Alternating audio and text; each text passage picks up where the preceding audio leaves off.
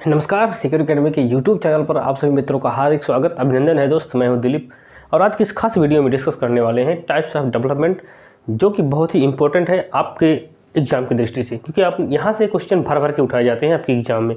आप जानते हैं fine motor skill and gross motor skills, यानी कि सूक्ष्म गति कौशल और स्थूल गति कौशल, ये कई बार आपके सीटेट एग्जाम में पूछा गया और ये आप एग्जामिनर का बहुत फेवरेट टॉपिक रहा है, जहाँ से क्वेश्चन भर के उठाते हैं। तो ये सारी चीज़ों को हम डिस्कस करने वाले हैं। लेकिन अगर आप चैनल पर नए होंगे, चैनल को सब्सक्राइब कर दीजिएगा, वीडियो को थोड़ा शेयर कर दीजिएगा। टाइम ज़्यादा वेस्ट नहीं करते हैं, क्योंकि हमें टाइम बहुत कम है और बहुत ही कम समय में इन चीज़ों को मैनेज करना बहुत ही मुश्किल होता है। तो जैसे ही टॉपिक खत्म होता है उसके बाद हम पूरा भर के क्वेश्चंस भी करेंगे इसकी रिगार्डिंग। ओके, तो सबसे पहले हम देखते हैं कि टाइप्स ऑफ डेवलपमेंट, यानी कि विकास के प्रकार क्या कितने होते हैं, उनको समझने की कोशिश करते हैं। ओके, तो ये टाइम वेस्ट ना करते सीधा पॉइंट में चलते हैं। हम देखते हैं types of development. Types of development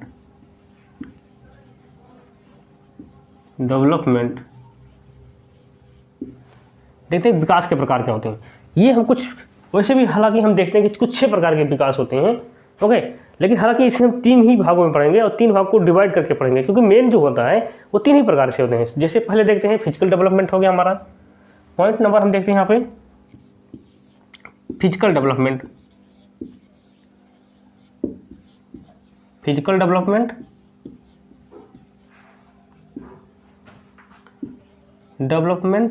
okay. दूसरा जो हम देखते हैं वो हमारा क्या होता है, कॉग्निटिव डेवलपमेंट। कॉग्निटिव डेवलपमेंट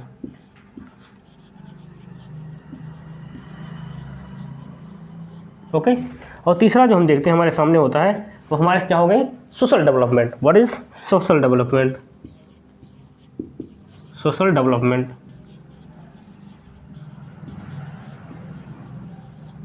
जैसा कि आप जानते हैं कि फिजिकल डेवलपमेंट मीन्स क्या होता है, शारीरिक विकास होता है। क्या होता है? शारीरिक विकास। ओके, और इसको हम देखते हैं कॉग्निटिव डेवलपमेंट क्या होता है, हमारा संज्ञानात्मक विकास होता है। क्या होता है? संज्ञानात्मक।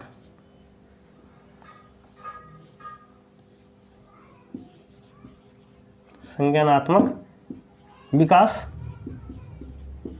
And this one social development, that is सामाजिक विकास। सामाजिक विकास। Is that clear my point? ये कुछ मेन प्रकार, जो मुख्य प्रकार के डेवलपमेंट होते हैं, जैसे हम जाने कि फिजिकल डेवलपमेंट, दूसरा कॉग्निटिव डेवलपमेंट, तीसरा सोशल डेवलपमेंट।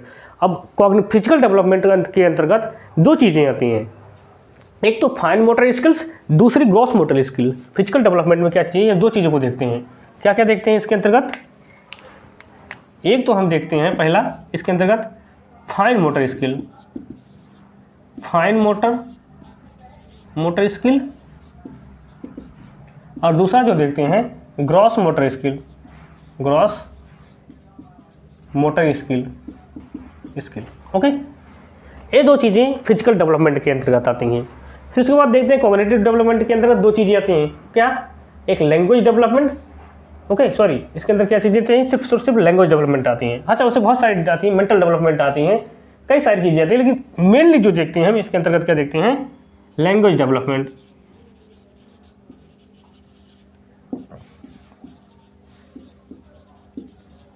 Language development. और इसके अंतर्गत हम 2 चीज़ देखते हैं, पहला मोरल डेवलपमेंट,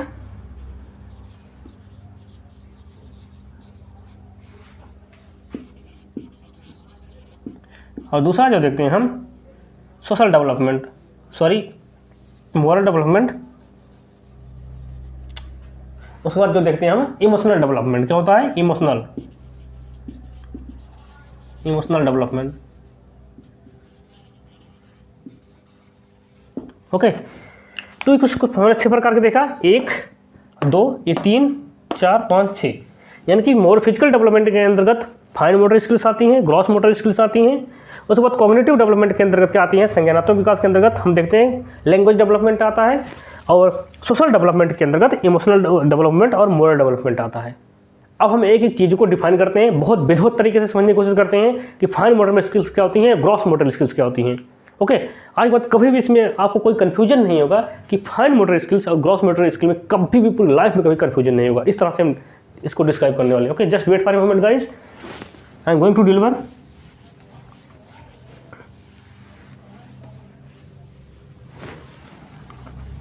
ओके, एक बार देखते हैं आईडी वीडियो अगर सब कुछ क्लियर है फिर आगे बढ़ते हैं।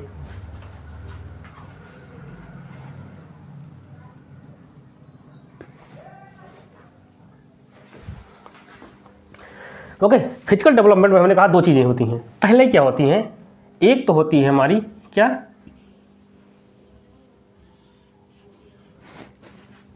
दो चीज़ें, एक ग्रॉस मोटर स्किल होता है, gross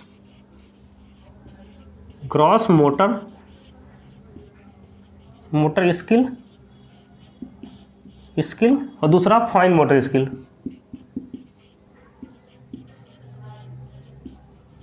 fine motor skill.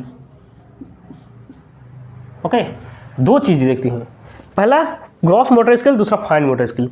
Gross motor skill को जैसे हम हिंदी में इसको क्या जानते हैं, क्या होते हैं, स्थूल गतिक कौशल, स्थूल गतिक कौशल। ओके, और फाइन मोटर स्किल को हम क्या किस नाम से जानते हैं, सूक्ष्म गतिक कौशल।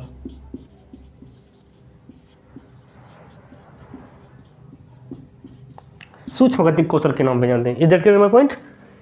अब ग्रॉस मोटर स्किल क्या होती है, देखिए ग्रॉस मोटर स्किल ऐसी होती हैं जिस कार्य को करने के लिए हमारी बड़ी मांसपेशियां, हमारे शरीर की बड़ी मांसपेशियां कार्य करती हैं, प्रयोग में लाई जाती हैं, उपयोग में लाई जाती हैं, उसे हम ग्रॉस मोटर स्किल कहते हैं। ध्यान दीजिएगा फिर से, जिस कार्य को करने के लिए हमारे शरीर की बड़ी मांसपेशियों का प्रयोग होता है उसे हम ग्रॉस मोटर स्किल कहते हैं। जैसे चलना, अगर हम चल रहे हैं तो हमारे पैर का काम हो रहा है और पैर हमारी बड़ी मांसपेशियां हैं, तो चलना ये किसके अंतर्गत आएंगे, ग्रॉस मोटर स्किल के अंतर्गत आते हैं। जैसे कोई बॉलर दौड़ के आता है, बॉलिंग करता है, इससे बॉलिंग करता है तो पूरे हाथ को घुमाता है, तो हमारे शरीर की बड़ी मांसपेशियां हो गई। और हमने कहा कि जिस कार्य को करने के लिए हमारे शरीर की बड़ी मांसपेशियों का प्रयोग होता है या उपयोग होता है उसे हम ग्रॉस मोटर स्किल कहते हैं, उसे हम स्थूल गतिक कौशल कहते हैं। जैसे चलना हो गया, दौड़ना हो गया, दौड़ के आके बॉलिंग कराना हो गया और सीढ़ियाँ चढ़ना हो गया, ये सारी चीज़ें क्या हो गई, हमारी ग्रॉस मोटर स्किल के अंतर्गत आती हैं।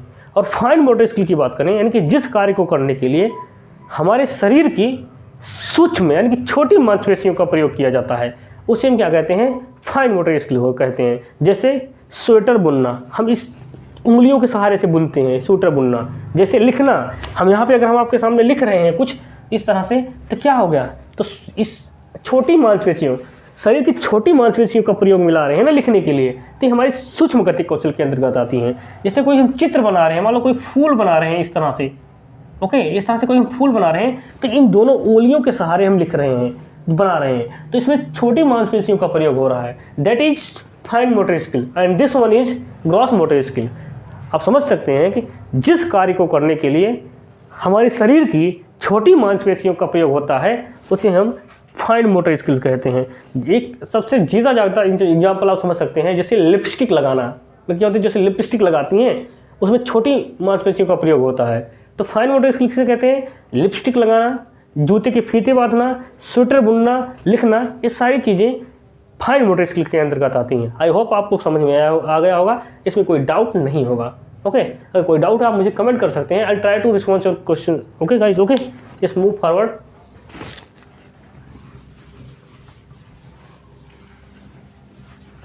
अब हमने यहाँ पे देखा एक चीज़ फिनिश हुआ, फिजिकल डेवलपमेंट खत्म हुआ। अब देखते हैं हम यहाँ पे कौन सा, कॉग्निटिव डेवलपमेंट। दूसरा हम क्या पढ़ेंगे, कॉग्निटिव डेवलपमेंट।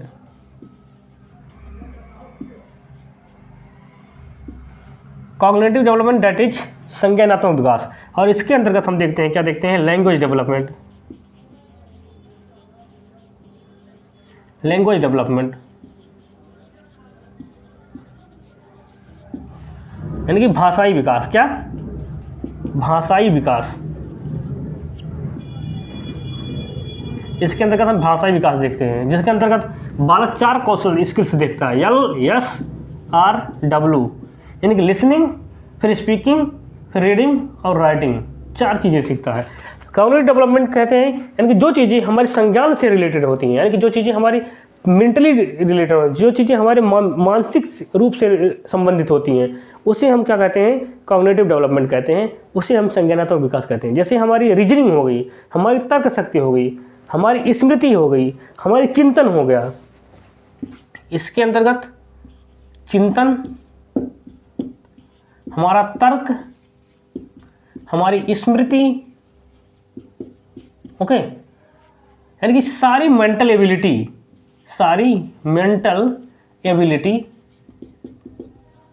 इसी के अंतर्गत आती हैं। किसके? कॉग्निटिव डेवलपमेंट के अंतर्गत आती हैं। और इसी के अंतर्गत हमारी भाषाई विकास आते हैं, लैंग्वेज डेवलपमेंट आते हैं। क्योंकि बालक जब होता है, जन्म लेता है, उसे कुछ नहीं पता होता है क्या चीज़ें सही है क्या गलत है। उसमें सिर्फ एक जनरल एक्साइटमेंट होती है, एक सामान्य उत्तेजना होती है, और उसमें कुछ भी नहीं होता है। उसे भूख लगेगी तो रोएगा, प्यास लगेगी तो रोएगा, कपड़े के लिए तो रोएगा, नींद उचट गई तो भी रोएगा, यानी कि हर एक परिस्थिति में रोएगा ही रोएगा।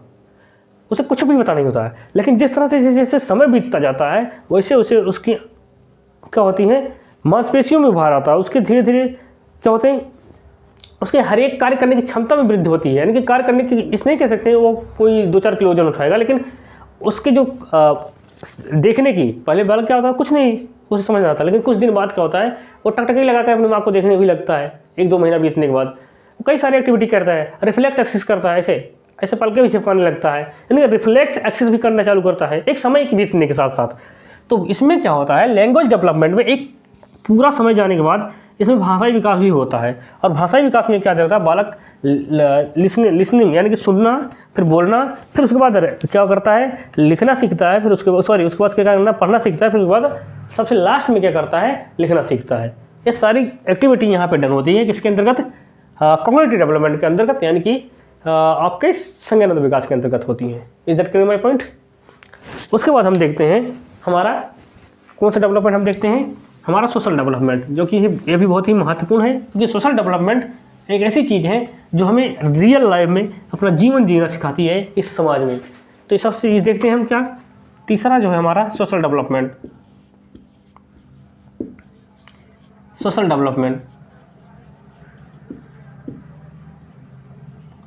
डेवलपमेंट और इसके अंतर्गत हम 2 चीज़ें देखते हैं सोशल डेवलपमेंट के अंतर्गत। एक तो हम देखते हैं moral development,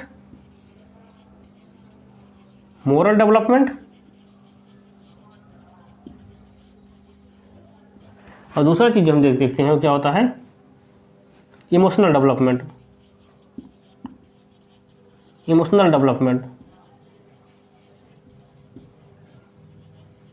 okay, moral development क्या होती हैं, यानी कि नैतिक विकास होती हैं। नैतिक विकास क्या होते हैं, हम जब संसार में आते हैं तो हम यहाँ पे आने के बाद बहुत सारी चीज़ें सीखते हैं। हमारे ट्रेडिशंस होती हैं, हमारे कस्टम्स होते हैं, हमारे रूल्स रेगुलेशन होते हैं, हमारी परंपराएं होती हैं, कुछ समाज के मानदंड होते हैं, उसके मूल्य होते हैं जिनको फॉलो करना होता है, और उसी के अनुसार हमें चलना भी होता है। और कुछ चीज़ें जो हम गलत करते हैं उसे हम अनैतिक माना जाता है, जो सही चीज़ें करते हैं, जो समाज के पक्ष में करते हैं, उसे नैतिक माना जाता है। तो यहाँ पे आप सही और गलत का निर्णय सीखते हैं। सही गलत यानी कि राइट रॉन्ग, क्या चीज़ राइट है, क्या रॉन्ग है, क्या चीज़ सही है, क्या गलत है, और हम समाज में आके सीखते हैं। और समाज का कौन सा पार्ट, मोरल डेवलपमेंट, हमारा नैतिक विकास ही हमें समझाता है कि ये चीज़ें गलत हैं, ये चीज़ें सही हैं, इसके रूल्स रेगुलेशन सीखते हैं। तो सारी चीज़ें हमें मोरल डेवलपमेंट के अंतर्गत आती हैं।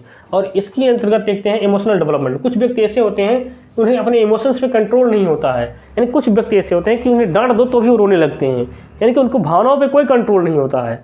बड़े होने के बावजूद भी ये चीज़ें उनमें देखने को मिलती हैं। और कुछ लोग ऐसे होते हैं कि कितना भी प्रॉब्लम्स हो जाए फिर भी उनके आंसू भी तक नहीं आते हैं। ये क्या होते हैं, हमारे इमोशंस ही होते हैं ना, कि हमें अपने इमोशंस पे कंट्रोल नहीं होता है, हमारे गुस्से पे कंट्रोल नहीं होता है। अगर कोई विवाद हो रहा है घर में, बात बात पे गुस्सा आ जाता है, तो ये सारी चीज़ें हम इमोशनल डेवलपमेंट के अंतर्गत आती हैं। ओके, तो ये हमने देखा कुछ जो टाइप्स ऑफ डेवलपमेंट थे उसको हमने देखा। अब हम बात करते हैं आपके किसके बारे में, काइंड्स ऑफ डेवलपमेंट की हो गया। आप यहाँ पे देखते हैं स्टेजेज ऑफ डेवलपमेंट के बारे में देखते हैं कि विकास की अवस्थाएं क्या होती हैं। Okay, stages of development, stages of development,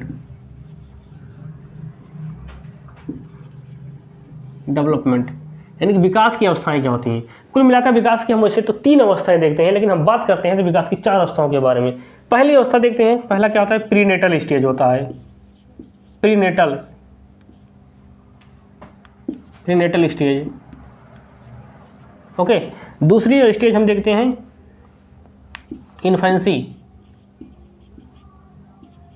infancy. तीसरा देखते हैं चाइल्डहुड, और चौथा देखते हैं हम एडोलेसेंस।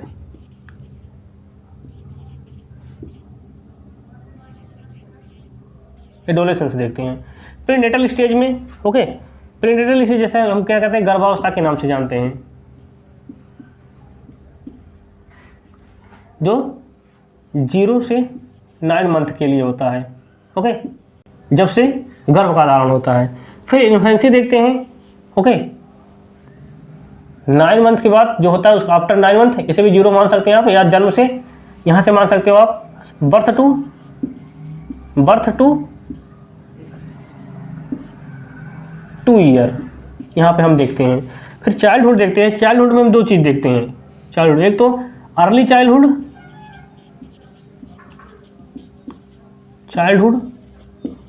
एक लेटर चाइल्डहुड।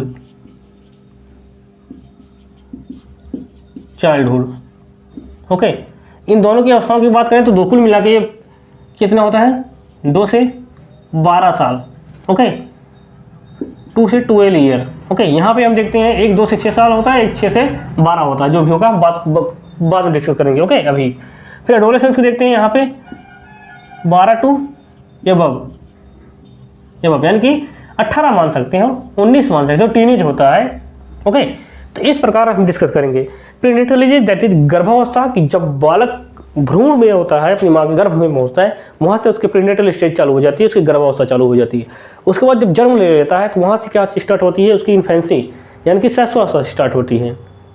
फिर उसके बाद शैशवावस्था जैसे क्रॉस होता है 2 साल के बाद, वो 2 से 12 के बीच में वो 2 उलझनों में पड़ा रहता है। एक बाल्यावस्था में जाता है, यानी कि एक अर्ली चाइल्डहुड, एक लेटर चाइल्डहुड, एक पूर्व बाल्यावस्था, एक उत्तर बाल्यावस्था में जाता है।